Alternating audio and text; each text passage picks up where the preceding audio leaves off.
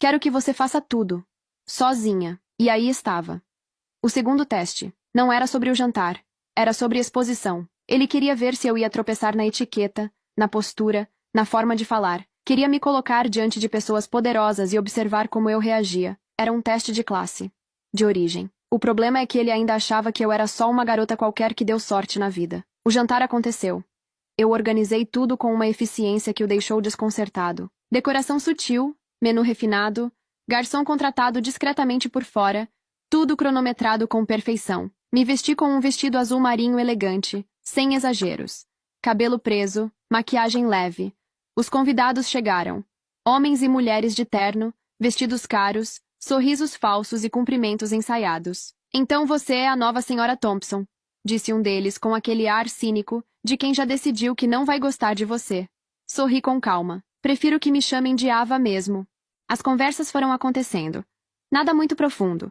Só aquelas trocas de ego que gente rica adora fingir que é networking. Mas eu ouvia tudo.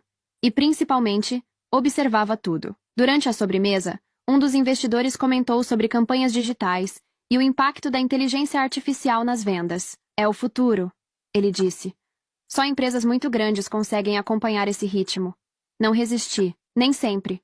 Algumas pequenas empresas estão dominando esse mercado silenciosamente. Usam dados de comportamento, clusterização emocional e microtargeting com uma precisão que nem as Big Techs conseguem. Silêncio. O homem me olhou como se eu tivesse falado outro idioma. Michael também. Ele não esperava aquilo. Você trabalha com isso?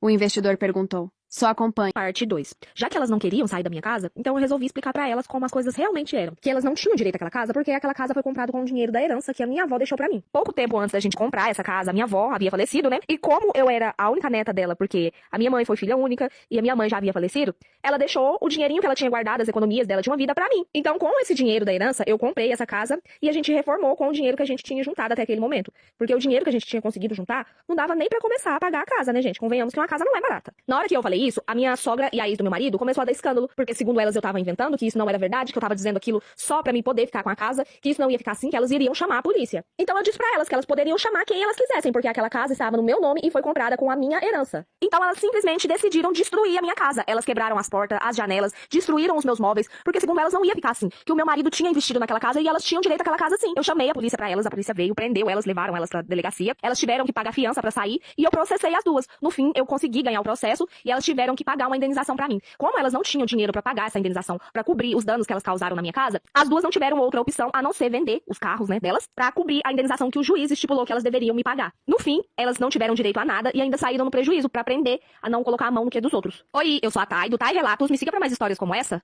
Você tá acima do peso, é só humilhação. Tu acredita que eu fui ficar com aquele boy que eu te falei que a gente tava se conhecendo? Mulher, e na cama eu disse pra ele que eu gostava de umas palavras assim, sabe? Que ele me chamasse de algumas coisa diferente, sabe? Não me chamasse só de amor, só de bem, essas coisas não, sabe? É muito comum pra mim. Mulher, por tu acredita que na hora H lá, mulher, ele começou a me chamar de meu galão de água.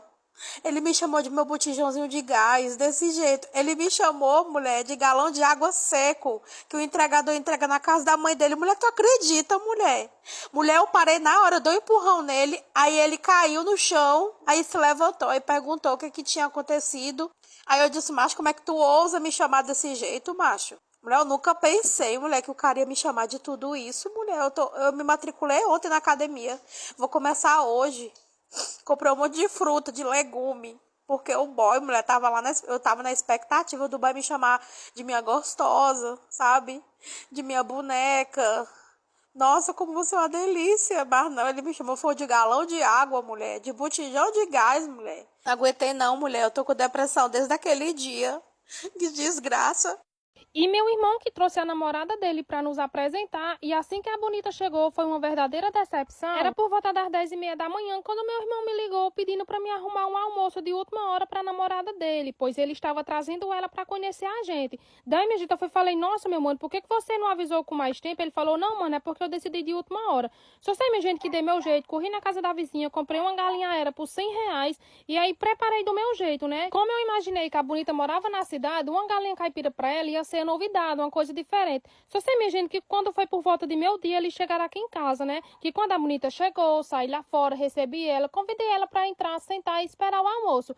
Que quando minha gente, ela entrou na minha sala, que sentiu o cheiro da galinha, ela começou a engoiar e disse, nossa, amor, mas e sua irmã preparou galinha pra mim? Quem foi que disse que eu como galinha? Eu tenho nojo dessa carne. Isso na minha cara, né? Eu fui falei assim, olha, minha filha, sinto muito lhe dizer, mas meu irmão me ligou de última hora. A gente só compra carne aqui em casa de 15 em 15 dias, a carne tinha acabado e a única coisa que eu tinha pra me lhe oferecer era uma galinha caipira. Agora, se você não come, eu não posso fazer nada. Meu irmão olhou pra mim e falou, nossa, minha irmã, mas também não precisa pegar pesada assim com ela, não. Ela é visita. Eu falei, visita folgada e mal agradecida. Que se ela quiser almoçar, meu irmão, vai ser o que eu tenho pra oferecer A sua esposa, porque daqui você não vai conseguir agora, não. Sei que depois de muita conversa, sabe, muito ele fala no pé de